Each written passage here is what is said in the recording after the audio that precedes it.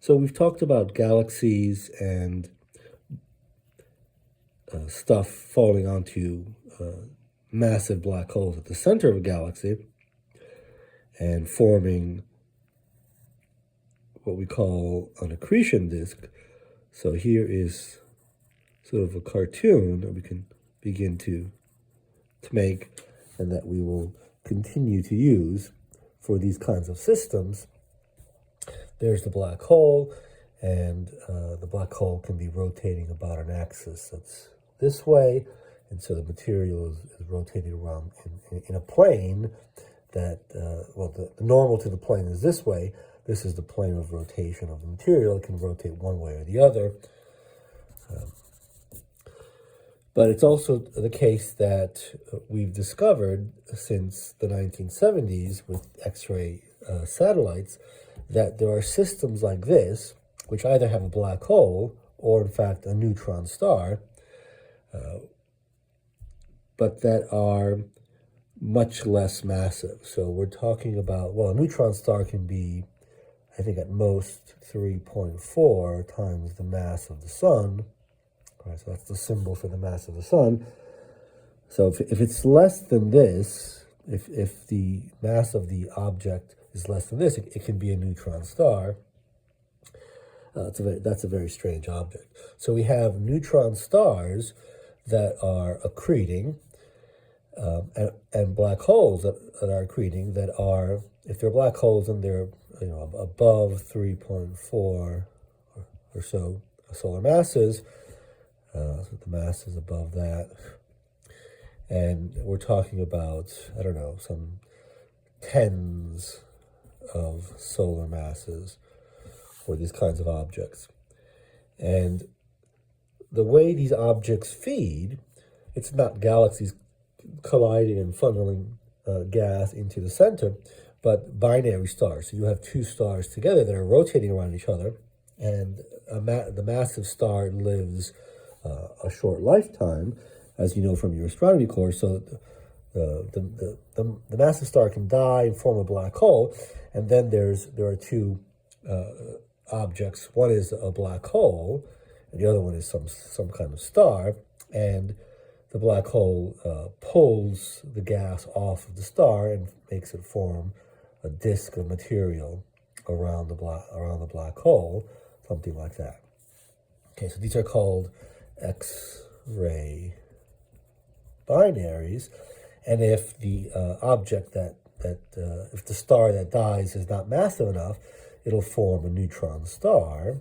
So a system looks like this, where there's a star and a neutron star, and the neutron star also has lots of gravity. It pulls the material off of the star, and that forms a disk around the neutron star, and it'll generate X-rays, and the same thing is true here. And so we observe these systems in our galaxy. We believe there are millions of these. We've observed some, I guess at this point, order of 100 or so of these kinds of objects.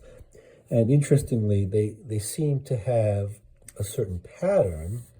They seem to form a certain pattern, and they evolve very quickly because they are small objects. And so we want to compare them to the supermassive black hole case to see so we can learn a lot more because they evolve very quickly. We can sort of compare because they should be doing similar things, right? It's just accretion onto a black hole in these two cases. And what we see is that, let's see, the diagram is called this is the intensity, and this is the hardness. So it's the sort of the frequency of in the X-ray band.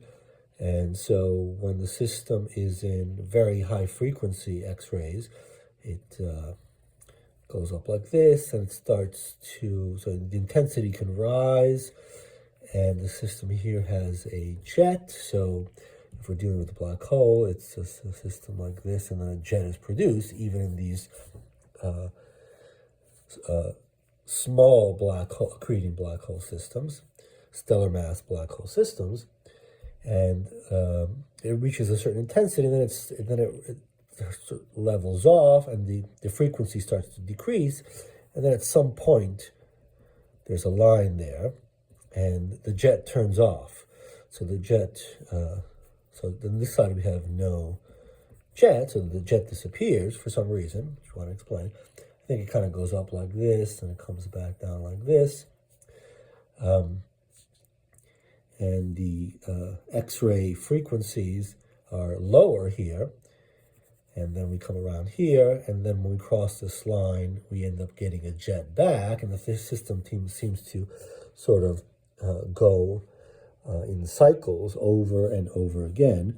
And so we want to take some of what we see here and compare it to the supermassive black hole case, where most of the black holes, supermassive black holes, don't have a jet. So maybe they are equivalent to this kind of behavior. And we'll talk in more detail about it, but we think that the lower frequency X-rays correspond to a cold accretion disk. We'll look at the physics of that in more detail later on. But there will be some tension which we'll need to resolve, which is that there are systems, in fact, the most powerful jets, which we mentioned to be the radio quasars, the ones with FR2 jets, they seem to have disks that belong in this regime. And so maybe they don't perfectly parallel each other. And so we'll go into more detail about these.